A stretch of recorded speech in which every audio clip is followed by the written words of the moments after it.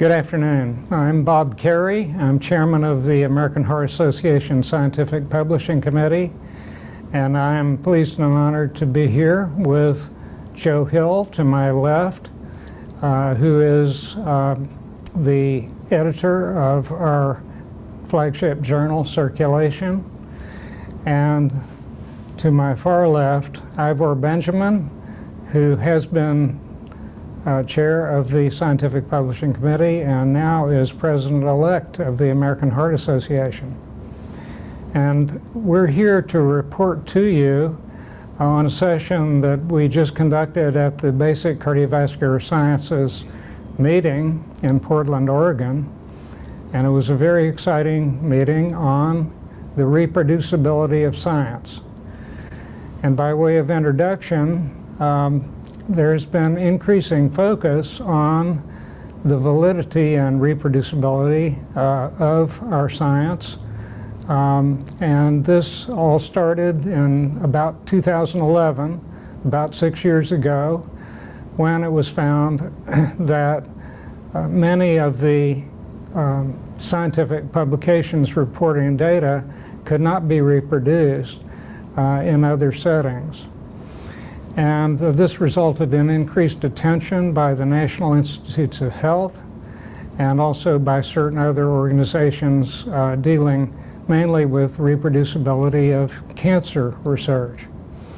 And then in 2015, 2 years ago, there was a very lovely article published in Circulation Research highlighting the crisis that we have in reproducibility in cardiovascular sciences in particular, and that it is a multi-level problem that needs to be tackled by funding agencies, institutions, and also by scientists themselves and by scientific journals.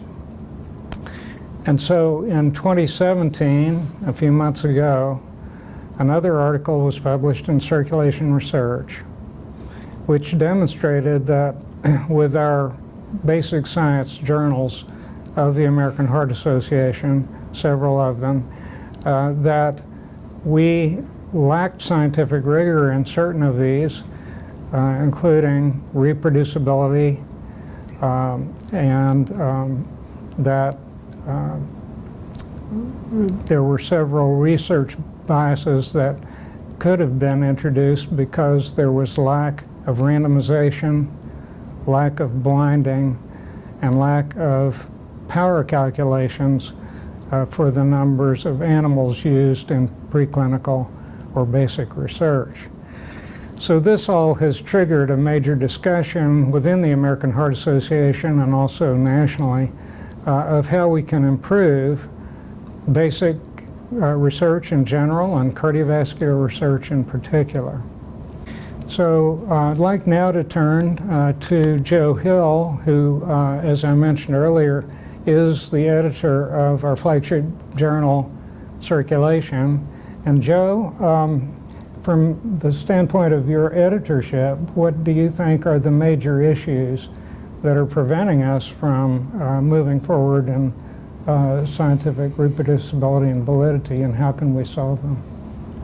Well, thank you, Bob. I think we all agree that it is a complex and multifactorial mechanism underlying this epidemic of irreproducibility. It comes in different forms, I will argue. Of course, there are the occasional and hopefully rare instances of frank malfeasance where people manipulate data in a number of ways.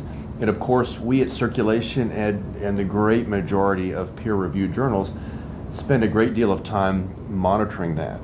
The other part of that, I believe, which is much, much more common, is the inappropriate analysis of data, where authors often can overinterpret their findings. They neglect to test all of the possible explanations for their observations. They ask more of a data set than the data set can reliably provide. They are unaware of confounding within their data set that will mitigate the strength of their observations. That is extraordinarily common. And of course, that is part and parcel of just doing good science, whether it's basic science or clinical science across the spectrum.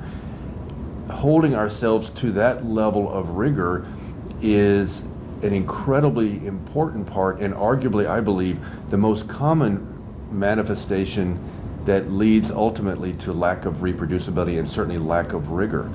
And I think the way that we address that is, as you said, it's a partnership between the authors and the scientists, and we're all scientists.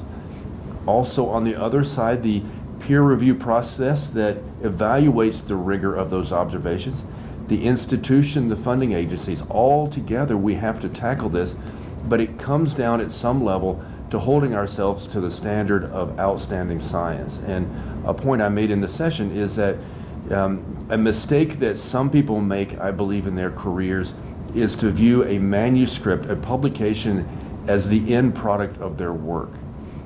That, I believe, can sometimes lead to taking shortcuts or even doing things that are frankly inappropriate. A paper is not an end in itself, but rather it is a step on a journey that leads to additional studies in a linear path of serial observations that ultimately culminates in novel observations in whatever space that is. And I think if, to the extent that we train our junior colleagues to focus on the long-term horizon, that establish a career where what you said in 2017 was reproduced in 2018 and 2019 and down the road, you will be a better scientist. Your career, frankly, will prosper from that because people know that what you do counts and is reliable, and you will participate in moving that field forward. Joe, thank you very much. And now I'd like to turn to Ivor, and I'd like to ask you, Ivor, to tell us your impression of our responsibility to the public and to government agencies and others who fund us for doing the work that we are engaged. Sure, Bob. So science is the core business of the American Heart Association, with investments second only to the federal government in the area of cardiovascular disease and stroke research. So the question and broader issue of scientific reproducibility and rigor is critical to everything that we do. We recognize, however, in the lay press, there are headlines such as "science is broken." That creates a level of skepticism in the public, and perhaps even erosion in our various funding agencies, such as the Congress, that provides the lion's share of research. So we have a responsibility to our donors, to the lay public, to tackle this issue head on. I can tell you that there is not a better time for advancing biomedical research for all my 3 decades plus, and I think that Joe Hill and yourself, we all are active scientists. There's not a better time for doing science. Yet we need to recognize that it's an IOU with our public. So being able to have a session such as this with our colleagues raises the issue to say this is important. We are going to address ways that we can improve the processes for us to really be able to have reproducible data. There were some wonderful suggestions made both by the panelists that we have, as well as from the other attendees, just on the Q&A, and Joe perhaps can get into that. But just as importantly, science is not broken. On the contrary, we recognize that the scientific process requires reproducibility. I think that there are ways in which, as a community, we can address controversies in science. And again, I felt extraordinarily pleased that we are tackling this issue head on.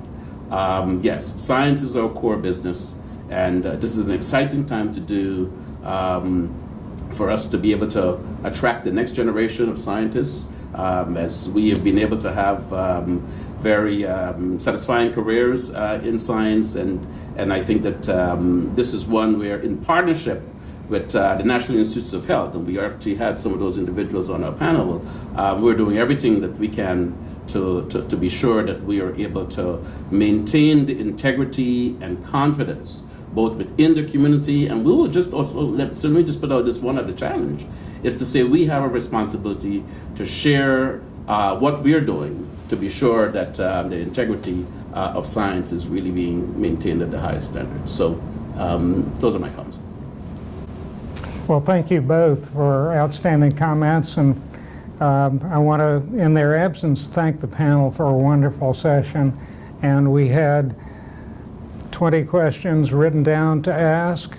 I asked one, and we had a line of people asking questions that didn't stop, so I didn't get to ask the next 19.